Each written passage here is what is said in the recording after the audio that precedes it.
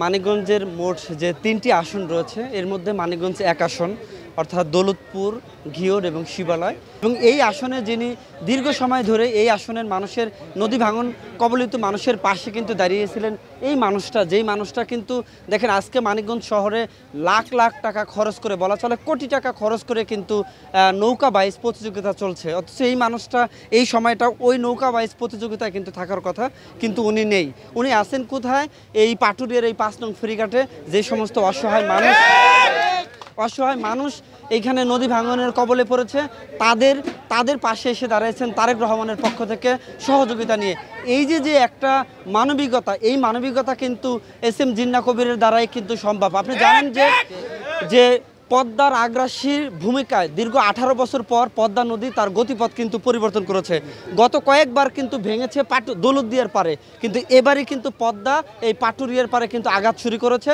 ইতিমধ্যে পাটুরিয়া লঞ্চঘাট বিলীন হয়েছে, ভাঙন ধরেছে ৩ নম্বর ফেরিঘাট, ৪, ৫ এবং ৫ নম্বরের পাশাপাশি এখানে অন্তত 50টা গ্রামের কিন্তু শত শত মানুষ আজকে কিন্তু নদী ভাঙনের কবলে পড়েছে, যাদের পাশে দাঁড়ানোর মতো কিন্তু কেউ নাই। আপনারা জানেন যে মানিকগঞ্জ জেলা নদীমাতৃক দেশ, 4টা উপজেলায় নদীবাহিত পদ্মা যমুনার দ্বারাই হয়। প্রতি বছরই এই 4টা উপজেলার মেহনতি মানুষ যারা নদীর পাড়ে বাস করেন প্রাকৃতিক দুর্যোগে ক্ষতিগ্রস্ত হন, তাদের সয় সম্বলগুলো যদি ভাঙা ধরে এই 4টি উপজেলার ব্যাপক ক্ষতি হয়। এবারের বন্যায় আমরা ইতিমধ্যে যাদের বাড়িঘর বিলীন হয়ে গিয়েছে এরকম প্রায় 450 ব্যক্তির আমরা সন্ধান পেয়েছি, একটা তালিকা করেছি।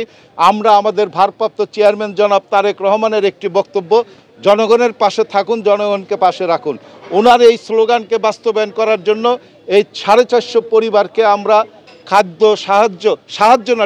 খাদ্য দ্রব্য দিয়ে জনাব তারেক রহমানের পক্ষ থেকে, মহান বিপ্লবী তারেক রহমানের পক্ষ থেকে খাদ্য সামগ্রী দিয়ে আমরা এদেরকে সহযোগিতা করব। আজকে আমরা এই সহযোগিতার কার্যক্রমের শুভ উদ্বোধন করলাম। পর্যায়ক্রমে আমরা এই 450 পরিবারকেই এই খাদ্য সামগ্রী দিয়ে সহযোগিতা করব।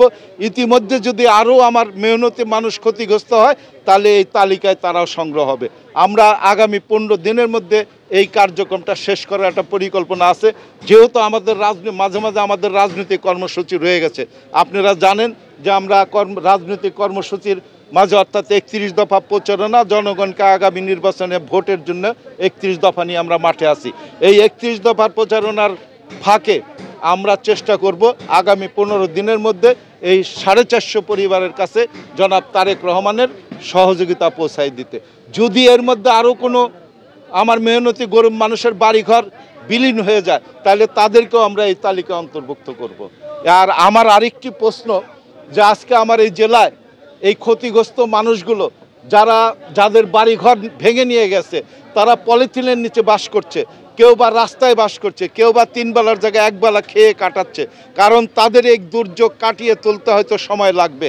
আমরা কিন্তু তারেক রহমানের নির্দেশে আমরা এটা জানার পরে একদিন পরেই কিন্তু এখানে জিও ব্যাগ ফেলে ভাঙা বন্ধ করার জন্য আমরা চেষ্টা করেছি। আজকে আমরা ওনার পক্ষ থেকে যে কয়টা বাড়ি ভেঙে গিয়েছিল তাদের সবাইকে আমরা তারেক রহমানের পক্ষ থেকে খাদ্যদ্রব্য দিয়ে সহযোগিতা করেছি। পর্যায়ক্রমে এই সহযোগিতা অব্যাহত থাকবে, কিন্তু মানিকগঞ্জের প্রশাসন এবং কিছু ব্যক্তি এই দুঃসময়ে জনগণের পাশে না দাঁড়িয়ে তারা আনন্দ ফুর্তি করার জন্য লক্ষ লক্ষ টাকা খরচ করতেছেন। এটাকে আমি আমার রাজনৈতিক এবং মানুষের পক্ষ থেকে আমি নিন্দা জানাচ্ছি, কারণ তাদের আগে উচিত ছিল এই লক্ষ লক্ষ টাকা আমার মেহনতি মানুষের যদি একটা পরিবারকে 500 টাকা করেও দিত তাহলে ওই পরিবারটা অন্তত 2 দিনের জন্য বেঁচে যেত। সেটা না করে তারা লক্ষ লক্ষ টাকা খরচ করে, যে টাকা এই মানিকগঞ্জের উন্নয়নের 1টি পয়সাও কাজে লাগবে না, 1টি টাকাও আমার এই উপজেলার 7টি মানুষের নিরীহ মানুষের পকেটে যাবে না। সবগুলো টাকা আনন্দ ফুর্তি, কখনো কখনো আনন্দ ফুর্তি চিত্ত বিনোদনের জন্য ব্যয় হচ্ছে।